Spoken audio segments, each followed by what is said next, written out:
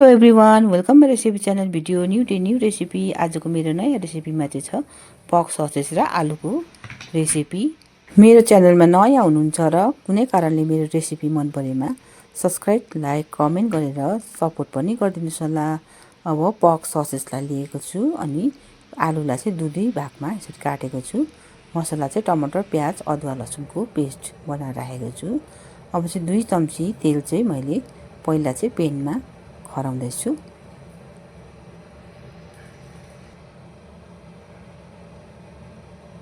तेल खरिसकेपछि चाहिँ अब पहिला चाहिँ पर्क ससेजलाई चाहिँ फ्राई गर्दैछु। बिस्तारैसित लगाएर चाहिँ फ्राई गर्नुपर्ने हुन्छ।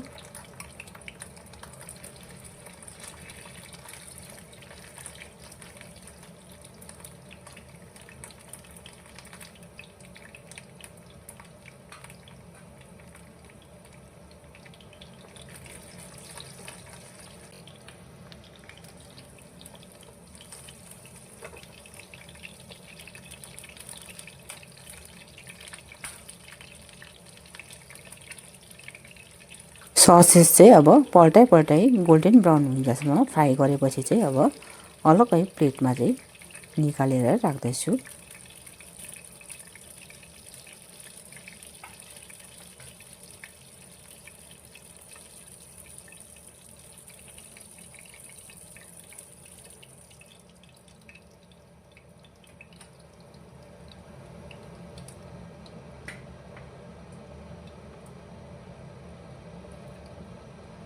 अब त्यही तेलमा आलुलाई पनि फ्राई गर्दैछु।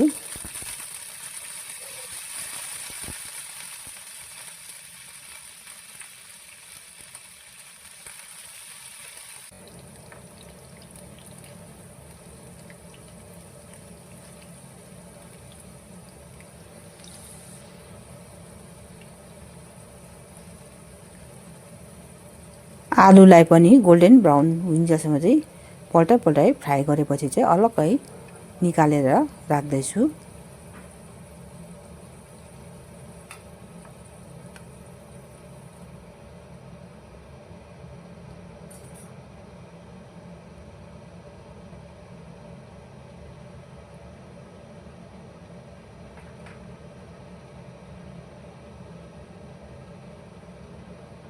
अब त्यही तेलमा चाहिँ टमाटर, प्याज, अदुवा, लसुनको पेस्टलाई पनि फ्राई गर्दैछु। पहिला चाहिँ मसलामा चाहिँ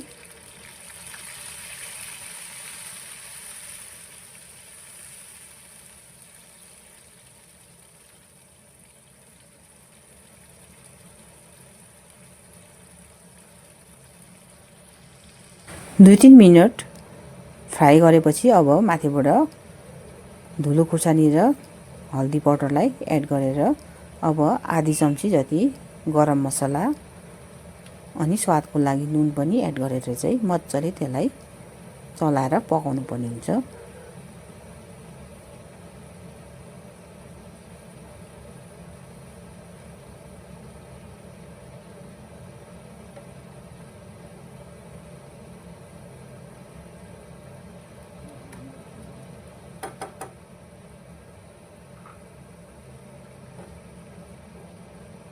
दुई मिनटको लागि ढकनी लगाएर चाहिँ मसलालाई पकाउँदैछु।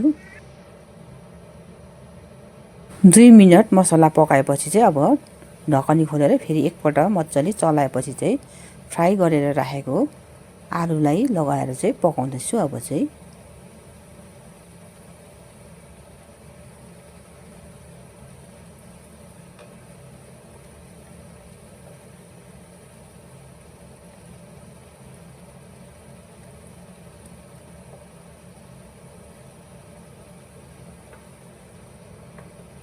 फ्राई गरेको आलु लगाएर एकपल्ट चलाएपछि अब फेरि ढकनी लाएर 2-3 मिनटको लागि फेरि पकाउनु पर्ने हुन्छ आलुलाई। अब 2-3 मिनट पछाडि चाहिँ अब आलु र मसला चाहिँ मजाले यसरी पाकेको छ। एकपल्ट फेरि सर्र चलाएर चाहिँ अब चाहिँ फ्राई गरेको ससेजलाई लगाउनु पर्ने हुन्छ। ससेजलाई चाहिँ मैले चाहिँ मसिनो गरेर चाहिँ काटेको छु, स्लाइस गरेर। यतिको स्लाइसमा चाहिँ तपाईहरुलाई अब ठुल्ठुलो पिसमा मन पर्छ भने त्यतिकै पकाउँदा पनि हुन्छ।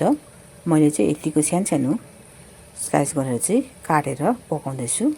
अब चाहिँ मसलामा आलु र ससेसलाई चाहिँ मजाले मिक्स गरेर चाहिँ फेरि 2 मिनेटको लागि चाहिँ ढक्कन लगाएर पकाउनु पर्ने हुन्छ।